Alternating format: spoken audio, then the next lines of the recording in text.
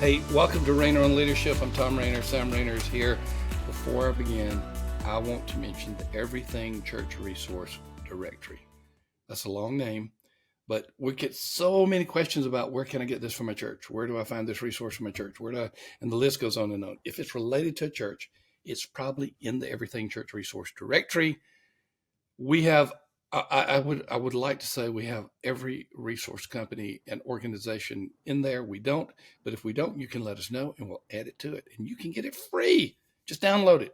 Everything Church Resources Directory. We are so appreciative that we have made this resource available to all of you. Hey, before I go one bit further, I simply want to talk about California Baptists. I almost hear a 60s song, and I know I've said it before, but the Beach Boys are singing, I wish they all could be California Baptist students. There are too many syllables in that to actually fit into the chorus, but it's close. They're reaching out. California Baptists reaching out to Southern Baptists, 20% particularly, who do not even have a bachelor's degree, according to Pew. And California Baptist has a solution. They have all these courses that you can take. You can take bachelor degree courses. You can take ministry. You can take them in a number of different areas: business, leadership, finance, communication, Christian studies.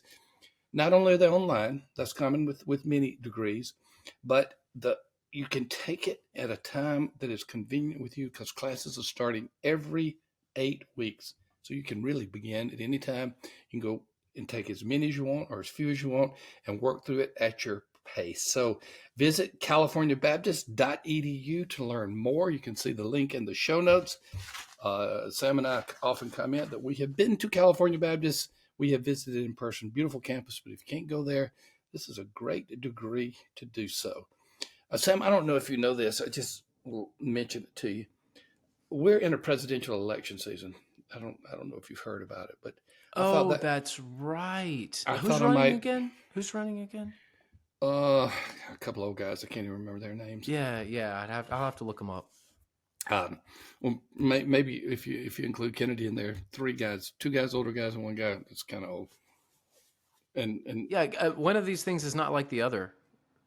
yes, Maybe Kennedy's the one. I don't know. I don't know. Maybe they're all like. I am not going to comment on any preferred candidates.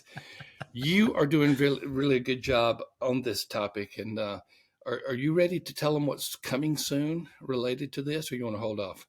No, I think that you've mentioned it now. We should at least give our audience a heads up. We have a new demographic and psychographic report that we're going to be putting out, and it's all about politics. So what I mean by that is we have the Know Your Community report, which is one of our most popular resources.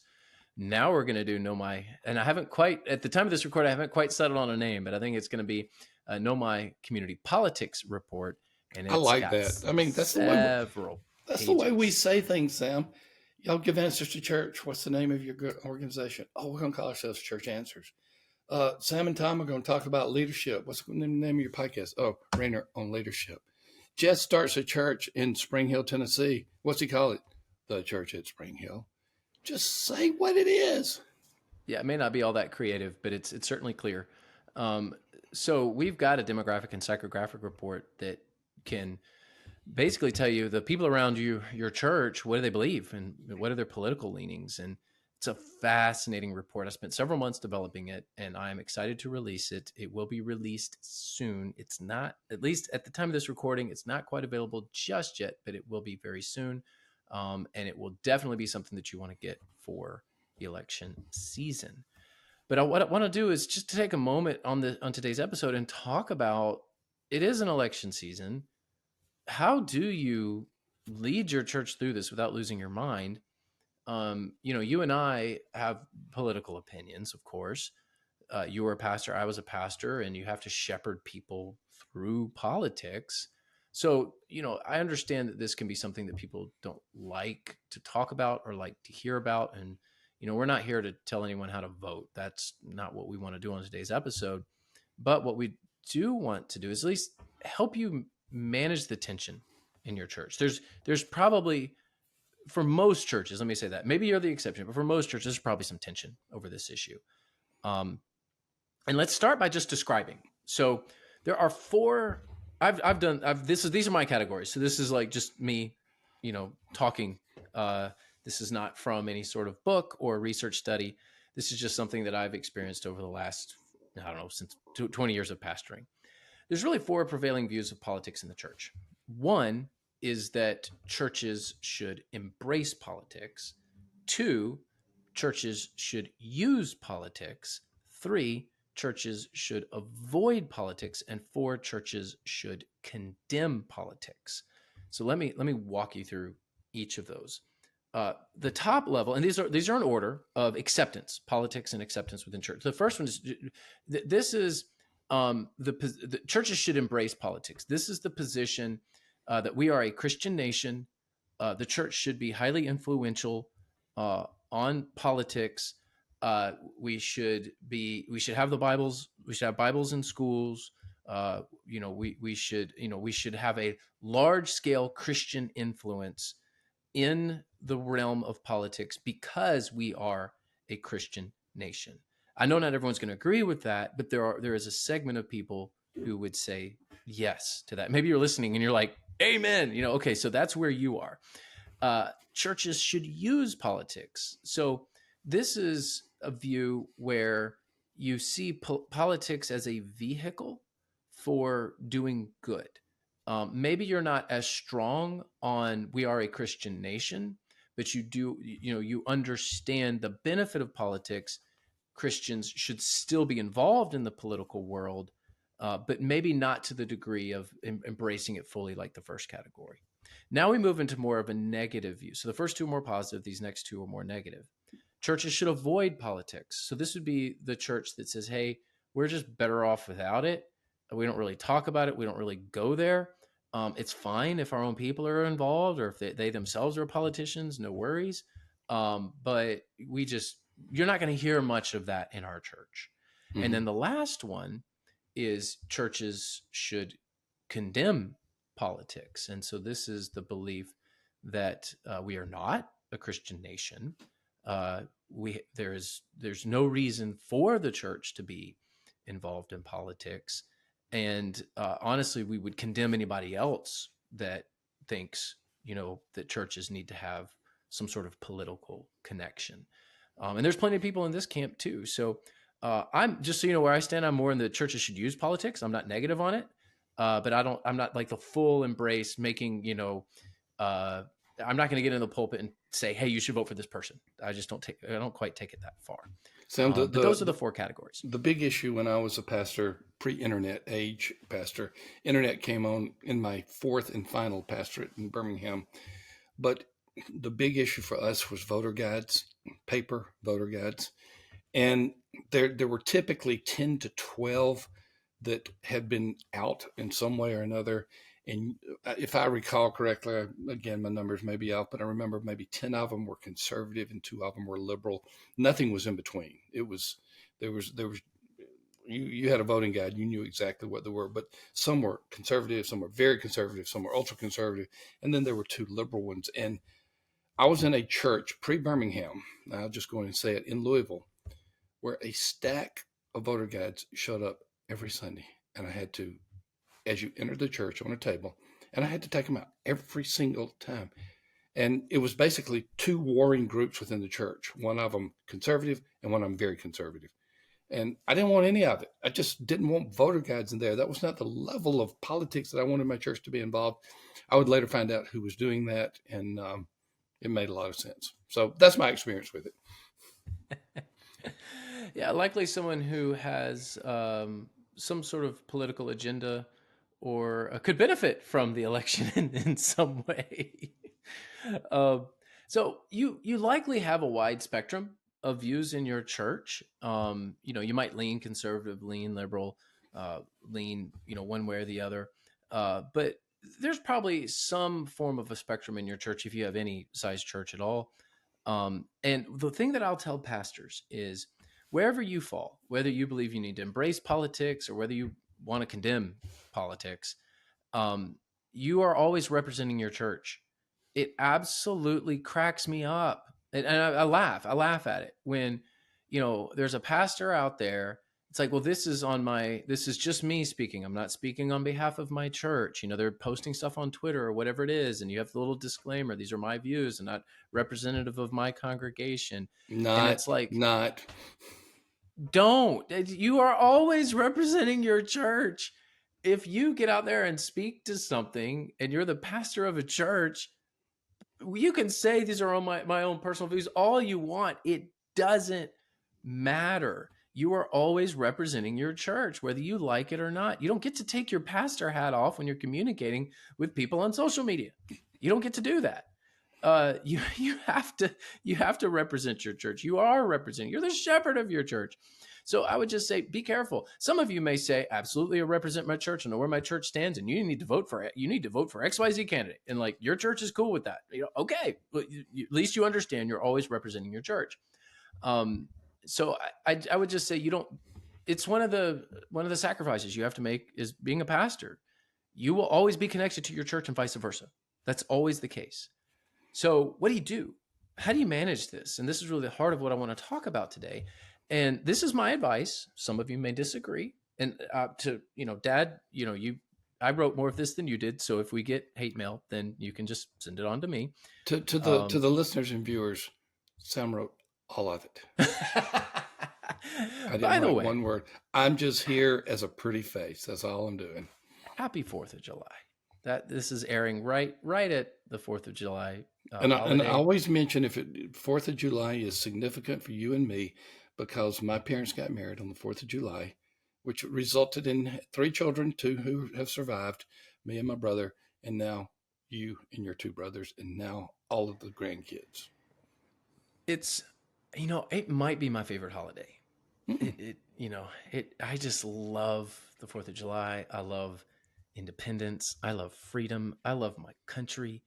I love this whole revolution that we had, and there is no king. Revolution, man.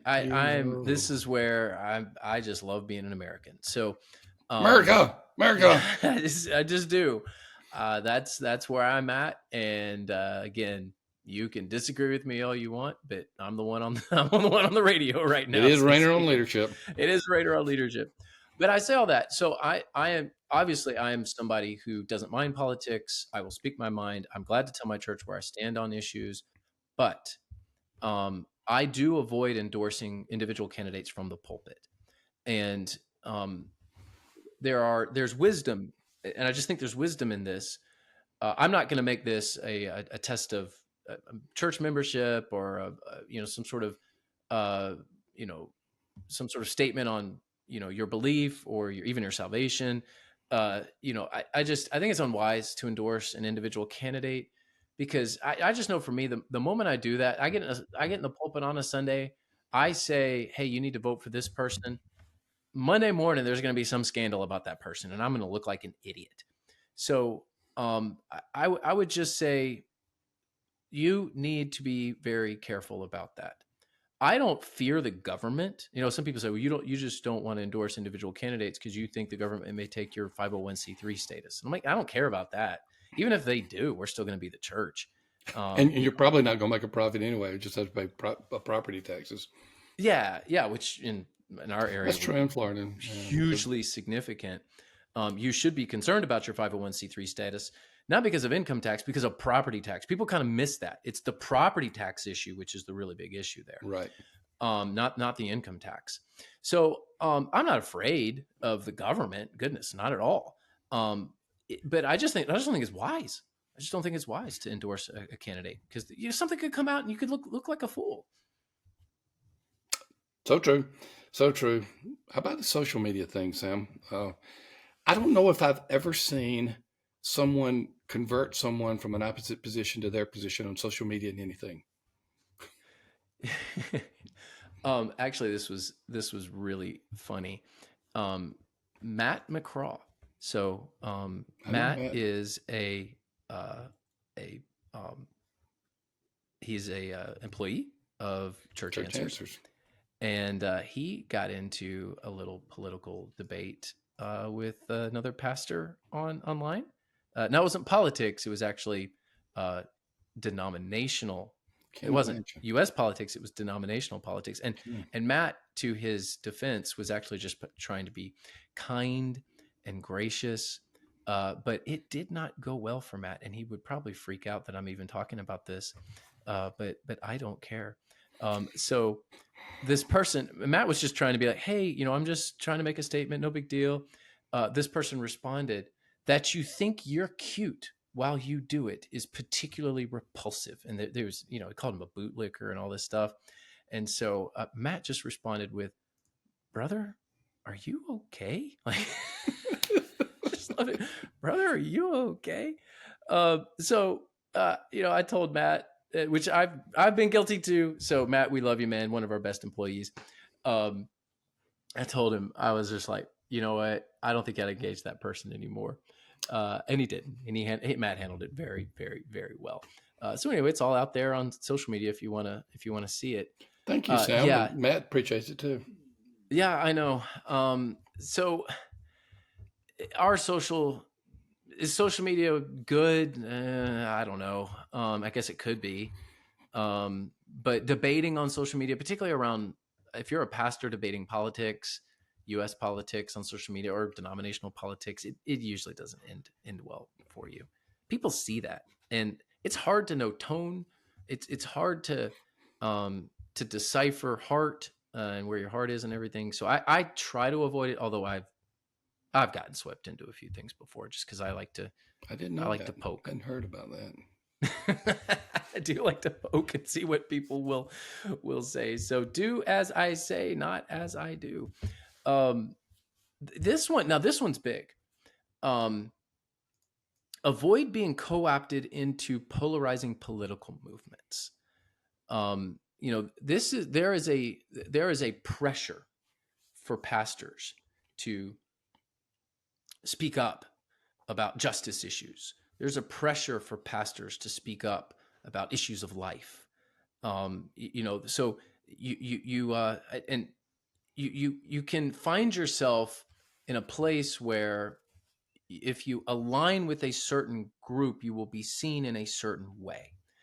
But you don't want to be co-opted into something that is needlessly controversial, and you might regret it years later because of what that group now stands for. The classic case is Black Lives Matter. I know that's very, very controversial, but there was some leaders in our own tribe that were kind of co-opted into that, didn't know exactly what they were getting into at the time, and now regret some of the things that they said. That's just one example. That's a more liberal example. There are certainly conservative examples as well on both sides. I would just say, if you're going to align with a particular political group or a particular political movement, it might be the right thing. There's times, goodness, the civil rights movement, there's churches that missed that, just completely missed it. And they should have been aligned with certain leaders. They should have been aligned with certain issues. You just don't want to be co-opted into something that you don't know a whole lot about, because you may regret that decision later. Exactly. So we talked about being patriotic, and you basically said you don't mind being patriotic, and you don't mind using political examples in sermons. And I've heard you use them some. I've heard so many of your sermons. Love listening to you. You don't use that in such a way to make a political point. You use it to make a biblical point. Biblical point and historical. So the historical point is for biblical points, though. It all comes back to Scripture. Yeah. So I consider myself a patriot. I consider myself someone who deeply loves his country. I'm fiercely loyal to the United States. I don't mind saying those things from the pulpit. I don't mind talking about U.S. history in my sermons, particularly if it's something that supports Scripture. I love Baptist history. I love the story of John Leland. I love the story of Roger Williams. The reason we have religious liberty in the United States is because of Baptists and because of what they stood for. And I don't mind talking about that in the pulpit, because I believe these are biblical issues. So I would just say, you don't have to avoid politics totally.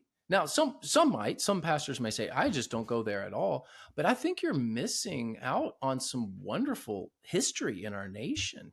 There are Christian principles that are built into our nation's founding. There's a big debate of whether we're a Christian nation or not, but I believe that there's some principles that are there. And I think that people can learn from those principles. And I think that they can point to things that are biblical. So I would say, while I don't endorse individual candidates from the pulpit, I think that's unwise. I do like to talk about political examples in my sermons, especially if it makes a biblical point. Exactly. Let's move on to events like July 4th, since you were particularly loving of that at the onset of this, and you use it to unite rather than to divide. Yeah. So one of the things that we do at West Bradenton is we actually combine our 9:30 and our 11 o'clock service into just the 9:30 service. And then at 11 o'clock, rather than having the service, like this year, we're going down to the fellowship hall and we're going to have an ice cream social, and we're going to have hot dogs, and there's going to be some patriotic themes going on. I don't want to spoil the surprise. So patriotic themes going on in the fellowship hall. We're going to have a really good time with it. Now, these are outside of the worship experience. They're something that we do that's in addition to the worship experience. There's a whole debate about how patriotic you should be in worship services. We kind of err on the side of caution there, instead of embracing it fully. But afterwards, we're going to embrace everything. We're going to have a great time in our fellowship hall. And so we're not trying to be divisive. We're actually inviting the community in and saying, hey, come join us. We're going to have a really good time. You should be here at our church July 4th week to celebrate our nation and just to enjoy some ice cream on us. So I don't like the idea of using this holiday season, the holiday week that is July 4th, to divide. I think that you're missing a huge opportunity to actually build a bridge into your community. Which one of your children, my grandchildren, like hot dogs the most? Is it Dominic? Dominic. Oh yeah, Dominic. I thought so. Because I think I remember him having too much of a hot dog in his mouth before chewing one time, and I told him slow down. He will keep eating. He will consume as he's eating, and we've had to tell him, like, you have to chew your food. But he loves hot dogs. Yeah, I thought so. Love that boy. Yeah. Next, I would say use biblical language rather than political rhetoric. Don't. I'm be careful how I say this, but there's certain party lines that you can toe. Better just to toe biblical lines. Political rhetoric in the pulpit really isn't helpful.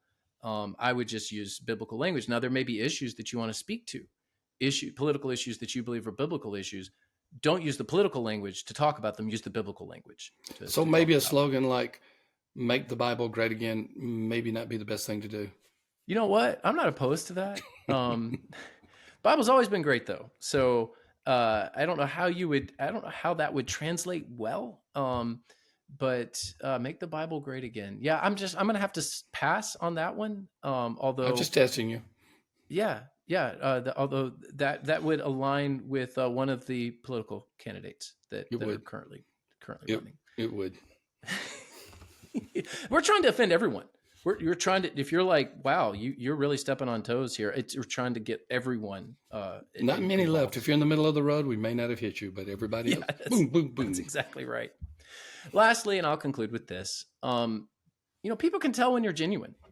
They can tell if you're just saying something because you feel you need to say it. Whether if you don't believe it, you're just saying it. So I just, wherever you are on this spectrum, be sincere. Just share your convictions. Be honest. That's really the best thing you can do. If you are, hey, we need more politics in church, not less. People will be able to tell that, and they will be able to see how sincere you are. And if you're more on the negative side of things, maybe you're at a church where that is what the church believes. And just, again, be genuine in your conviction, be sincere in what you say, because people can tell. Nowadays, people can root out insincerity pretty quickly. So wherever you stand on the spectrum, I don't think it's a test of fellowship personally. I don't think it should be. Certainly not a statement on anybody's salvation or anything like that, but it is a divisive sort of topic and can be divisive in churches. So whether you think you should embrace politics, use politics, avoid politics, or condemn politics, I hope this episode was if not beneficial to you, entertaining. At least it was entertaining, I hope. I think it was interesting to use a overused oblique general word, but I do think it was interesting. Interesting is a vague and oblique word that allows the reader or listener to insert their own meaning. So thank you, Dad, for the compliment. I'll take it that way. For the affirmation? All right. Hey, I'll close this out with Upward Sports. Not controversial at all. Everyone loves Upward Sports. Everyone loves using sports as a bridge to get into the community. This is, if you're talking about election season, the investment in Upward Sports is going to be far greater than any sort of political investment that you may make as a church. What I would do is call them up. They're still offering a startup grant of $500. That's for their winter sports leagues. You should schedule a call. And the way that you can do that is to go to upward.org/church answers. Again, upward.org/church answers. Whatever the political beliefs of your community, they can help you build a bridge there so that you can reach people for Christ and do kingdom work, which is what Upward Sports does so well. So we certainly want to thank Upward Sports for sponsoring today's episode. And thank you for tuning in. I know it's a bit of a divisive topic, but hey, I hope it was at least fun for you. You handled it well, Sam. You handled it well. And I listened very well since it was all Sam's idea. That's right. Right. Yes. Yeah. Hate mail can be sent to sam@churchanswers.com. So thumbs up if you're on YouTube, subscribe if you're on YouTube, rate and review if you're listening in your favorite podcasting app. We've got another episode coming up next week. We'll see you then.